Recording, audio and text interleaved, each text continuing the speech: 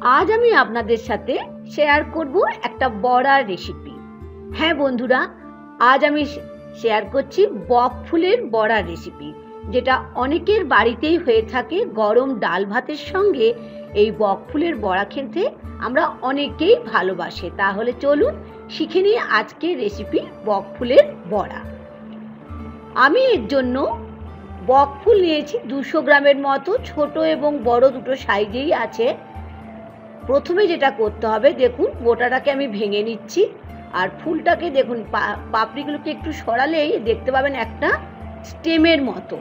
এটা অবশ্যই আমাদের ফেলে দিতে হবে। তারপর প্রত্যেকটা ফুলকেই আমরা বোটাগুলোকে এরকম ছাড়িয়ে এই স্টেমটাকে আলাদা করে, দেখুন ঠিক আমি দেখিয়ে দিচ্ছি, ঠিক এরকম ভাবে ছাড়িয়ে আমি জলের মধ্যে ফেলে নিই। খুব ভালো করে আমি বক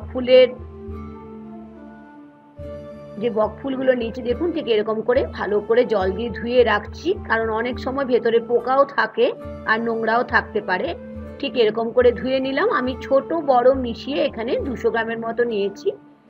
একটা বাটি নিয়েছি, তার মধ্যে বেসন নিয়ে নিচ্ছি বড় চামচের 4 চামচ, তার সঙ্গে চালের গুঁড়ো নিচ্ছি বড় চামচের 2 চামচ, লবণ অবশ্যই স্বাদ অনুযায়ী, তার সাথে নিয়ে নিলাম 1/4 চামচ হলুদ, নিয়ে নিলাম 1/4 চামচ কিউমিন মানে জিরে গুঁড়ো, তার সাথে ধনে গুঁড়ো, আর নিচ্ছি কাশ্মীরি রেড চিলি পাউডার 1/2 চামচ, কালো জিরে 1/4 চামচ।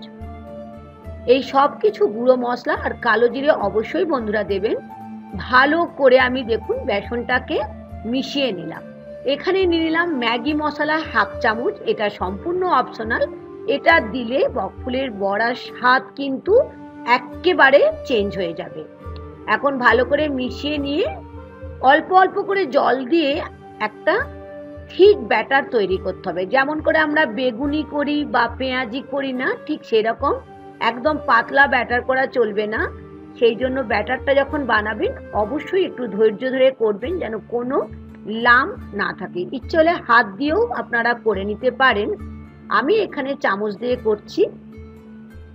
এখন একদম শেষে নিয়ে নিলাম 1 চিমটে বেকিং সোডা। বেকিং সোডা দিয়ে আবারও ভালো করে আমি ফেটিয়ে নিচ্ছি। যদি মনে হয় বেকিং সোডা দেবেন না, নাও দিতে পারেন। যত ভালো ফেটাবেন ততই কিন্তু মুচমুচে বক ফুলের বড়া তৈরি হবে। সেই জন্য আর একবার আমি ভালো করে ফেটিয়ে নিলাম।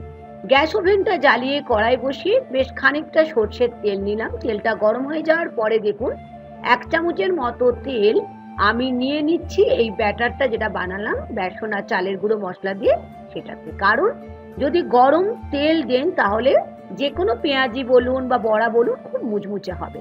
এখন গরম তেলের মধ্যে ফ্লেমটাকে একদম কমিয়ে একটা একটা করে বক ফুলের বড়া আমি ভেজে নেব। দেখছেন এগুলো ছোট বক ফুল, আমি বড় আর ছোট দুটোই পেয়েছিলাম। আসলে আমাদের ব্যাঙ্গালোরে বক ফুল খুব কমই পাওয়া যায়। হঠাৎ করে বাজারে গেলাম, দেখতে পেলাম, তাই ভাবলাম শীতকালে গরম ডাল ভাতের সঙ্গে যদি একবার বক ফুলের বড়া রেসিপি আপনাদের সঙ্গে শেয়ার করি তাহলে হয়তো আপনাদের ভালো লাগবে।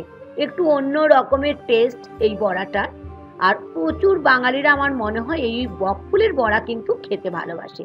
দেখলেন একটা সাইড হয়ে যাওয়ার পরে আমি আর একটা সাইড উল্টে দিলাম। অবশ্যই এটা লো টু মিডিয়াম ফ্লেমে ভাজতে হবে, কখনো হাই ফ্লেমে রাখবেন না। দুটো পিঠ একদম সুন্দর করে ভেজে আমি একটা প্লেটে তুলে নিচ্ছি। কি কেমন লাগছে?